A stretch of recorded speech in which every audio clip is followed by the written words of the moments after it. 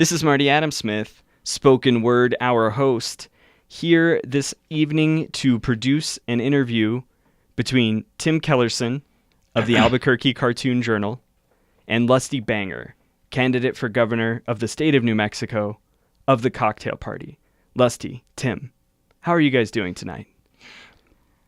Well, I'm doing just fine here. I'm so happy to be here with you, Timmy. Is it all right if I call you Timmy? I mean, I think we should have a really relaxed relationship here. Thank you so much, Marty, for hosting us here today. No problem. Yes, as you said, I am junior editor of the Albuquerque Cartoon Journal. Our journal runs a little bit different. We typically draw a cartoon of how we're feeling first. Then we kind of flesh out the edition from that. I'm really happy to be here with you, Lusty. You're a gubernatorial candidate running on the independent platform, is that right? Platform is one way to put it, but it's just kind of what my position is on various issues, which tends to be horizontal most of the time, and most of the time it's supine, although occasionally I do get prone. Okay. Let's see. How's your week on the campaign trail been so far? Oh, it's just going splendidly, Timmy. I mean, I had such a good time. I've been making regular appearances at Bosey Brothers Brewery, and I wanted to tell those folks what had happened to me this week and help me make a very important decision here. Because this is what happened. The White House got in touch with me when they heard that I was running for governor, and they get real nervous, when somebody that they don't think is in their corner it might actually be elected governor, and they suggested that they could get me, the president could get me an appointment as an ambassador to one of those shithole countries over there. And I thought, well, that's kind of tempting, depending on just which shithole he is referring to. But, I asked the folks at Bosey, and they thought that I was probably doing the right thing for the country and for the state to continue running for governor. So that was an exciting thing for me to have that offer and to make that decision. But I am all in with this campaign at this point. I'm giving it everything I've got. And listen, I've got a lot to give, let me tell you that. Like many New Mexicans, you align yourself as an independent. Is there a particular of the two parties in America, however, that you find you have an affinity to? No, I don't do affinity. I don't do infinity either. No, I just stick with my own party, the Cocktail Party, with my slogan is, more cock and more tail for everybody. Okay. Let's keep things moving.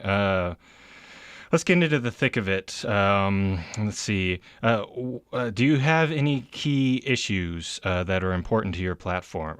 Position. My position, yeah. Let's keep that one straight. Well, I'll tell you, I am really interested in the gun issues here. Now, it just came to my attention in the last day or so that now there are these plans out there that everybody can get that has a 3D printer that you can make your own gun. Oh, isn't it amazing? Oh, I think that's just wonderful. An engineering marvel. I'm sure you would agree with that. Well, here's the thing. I think everybody, according to the Second Amendment, should have as many guns as they want. Bravo. Well, yes, of course. And whether you're a felon or you just been let out of the loony bin or or whatever, you should be able to have as many guns as you want. You should be able to take them anywhere you want to go. You take them into a bar, you can take them in church, you can take them in school, and even little children should have guns, I think. And that AR-15, that's what the printer makes. You can make that in like a quarter size. When little kids want to learn how to play the violin, they get them a little tiny violin. Well, I think kids should have a little tiny gun to practice on.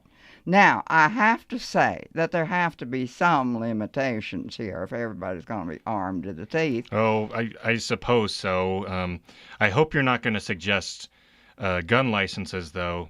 No. I mean, it's bad enough that we have to have driver's licenses. Oh, any kind of... just license to sin is about the only thing that I want to have a license for. Yeah, I thought you'd like that. Well, anyway, my idea is that we have to embargo the ammo thing. Now, I know a lot of money is made with ammunition, but we're going to stop that because... if you can make your own gun, then you should make your own ammo. That's my idea here. And we should use absolutely natural products for this, I think. Whatever is readily available in every household. And that would be poop. So if you can take, you're producing it every day and you just make your ammo out of poop. And there you've got it. It's inexpensive. It is readily available. And then you go in, and invade a small country, and it's not it's not a shit storm. It's just Okay. Let's move on. Let's see. You're awful quick to move on here when I'm really into something there, Yeah. Timmy? Okay. Yeah. Yeah. Wow. Let's talk about the so-called educational divide between New Mexico and the rest of the country. Do you have any thoughts about education in this state? Oh, I have lots of thoughts about education. I think we're spending way too much money on it. Oh, bravo. That we should simplify things. They're teaching an awful lot of stuff in the schools that don't need to be taught. I think, just slow it down a little bit. They're teaching too much evolution, for one thing. I have noticed, you can see evolution happening today. It doesn't go back millions of years. You just watch, and you will see that some people poke at their cell phones. And if they're a few years younger, they're opposable thumbs there, just going to town. And now that to me is a sure sign of evolution. We don't need to be teaching all this old stuff like that. Now then, I think when kids get on into the University of New Mexico, that could be streamlined a whole lot. I mean, there are courses there that are being taught that are of absolutely no use to anybody, like linguistics. I mean, I know this fellow has been taking linguistics, and what the hell good is it doing him? None whatsoever that I can see from sitting right here. So, we get rid of that. Now, I think salaries need to be improved, particularly for the coaches of whatever sports we're still going to keep around. Now, we may have to have bake sales or something like that to pay them, but, I think $1 million is probably appropriate for them. But for those linguistic guys, get them out of here, streamline things. That's my opinion on education. Yeah, I mean, you and I are talking right here, and we don't have linguistics degrees. No, thank God for that. Yeah. And the cell phone things. I know that Albuquerque itself has earned a bit of a reputation for being dangerous, especially on the roads. I think that the main problem is that pedestrians are using cell phones and getting in the ways of cars. So I think that I really like your position on education, and I'm interested to hear more about it. How has the campaign trail been going so far on these topics? Well, you get pushback on just about everything. When we talk about safety on the roads and the use of cell phones, I notice that there's a lot less of a problem with accidents in Albuquerque right now because everybody's cars getting stolen. You know, you cut down the number of cars on the road. You send them. Chop Shop takes care of that real good, and sell them down to Mexico, and there you've got it. So the problem there is that there are too many cars that are still operating in New Mexico, although I think they are just disintegrating. I have noticed some of that going on, bullet holes in the windshield and things like that, But, you're right about the cell phones, and it's probably the kids with the thumbs that are causing most of it. It's not us older folks, we're just poking along and poking at our phone. We're much better at that. You mentioned Mexico. We ran a cartoon about the issue a while back. What is your view on the wall? Oh, the wall, that stupid wall. I am violently, I tell you, opposed to having that Trumpian wall down there. I don't see any point in keeping all those nice people out. I like all those nice people coming in here. But I'll tell you what I do think we need. I think we need a wall along the borders with the other states. We need a border between New Mexico and Texas, New Mexico and Colorado, New Mexico and Arizona. Not to keep those people out, because they come in and they bring a lot of money with them. Those Texans especially, when they come here, they just spend money like crazy. Well, you want that to continue. What you don't want is people leaving the state. Now, I think a wall, a three-sided wall there would keep all those New Mexicans who want to go to Houston or Denver or Phoenix just because they think they can make a living wage there, unlike in New Mexico. Keep those folks here, producing here and getting crazy because they're just barely making minimum wage. Interesting. Let's. I've stunned you into silence there, haven't I, Timmy? Yeah. I mean, you just overwhelmed me. No. You probably want to leave here too and get a decent job. And cartoons probably not paying you worth shit. Well, let's keep talking. Need some water. Well, it's scarce here, and water. They didn't bring any beer in here for us this afternoon. What you do about water? Well, actually, what you do about water is you quit drinking so damn much of it. The thing is that we would have a lot more water if we all just started drinking beer, and that's why I thought Marty would have some beer here for us this afternoon. He didn't do that, Oh, I need a beer. Yeah, well, later, Timmy. Got a job to do here now.